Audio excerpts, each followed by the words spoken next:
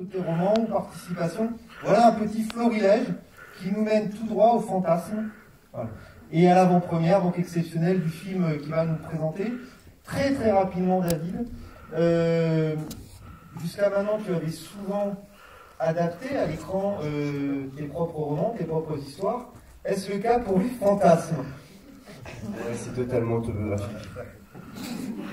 C'est marrant de voir un jeune homme lire un de mes livres avant de voir un de mes films. J'ai l'impression que vous faites une farce, que c'est surprise.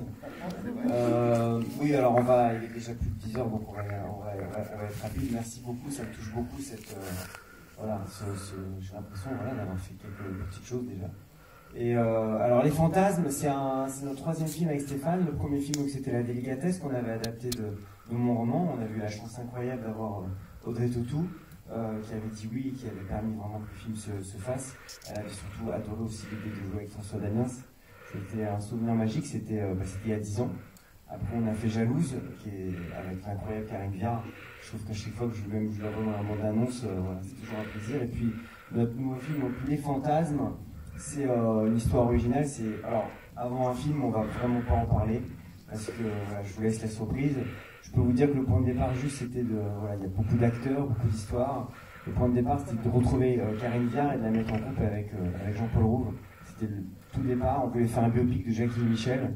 Et puis finalement, on a un peu dérivé. Alors il y a plusieurs fantasmes.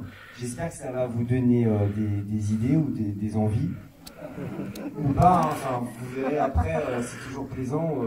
Et puis, sinon aussi, vous pouvez plus tard me parler de vos fantasmes et ça nous donnera, nous, des idées sûrement pour la suite.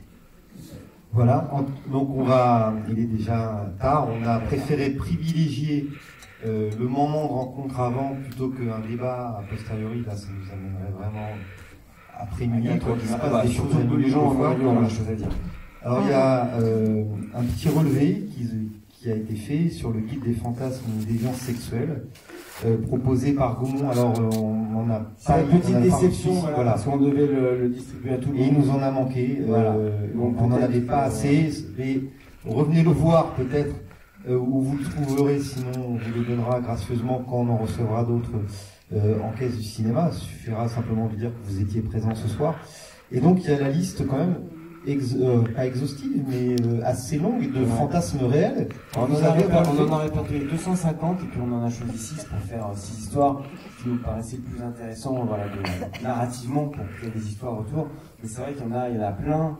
Par exemple, la forniphilie. Je peux en parler parce qu'elle n'est pas dans le film. C'est l'idée d'être excité par le fait que votre partenaire se transforme en meuble. Donc, si d'un coup, vous avez envie qu'il devienne une table basse ou une sorte de lampadaire, un abat-jour, et puis hop, voilà. Toutes les excitations sont possibles. Vous allez voir que dans le film, il y en a des plus classiques, si j'ose dire, et puis certaines vont assez loin. Je ne vous en dis pas plus. C'est vrai qu'on a eu la chance d'avoir un casting incroyable.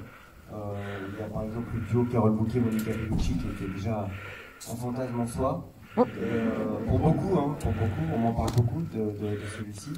Et c'est vrai que Carole Bouquet, le matin du premier jour de tournage, envoyait des textos à ses amis en disant je vais vivre ton rêve, je vais passer la journée au lit avec Monica Bellucci. Après, on a tourné ce film en plein confinement, donc c'était un peu surréel. Un sens du timing, vraiment, on est très très fort pour ça. Puisque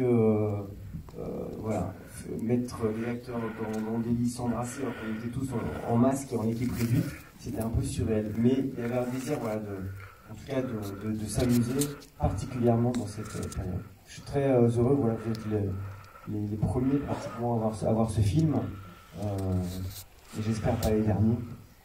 Et moi, pour finir, je veux faire part de mon mécontentement parce que dans la liste de l'ensemble des fantasmes, il m'en manque un.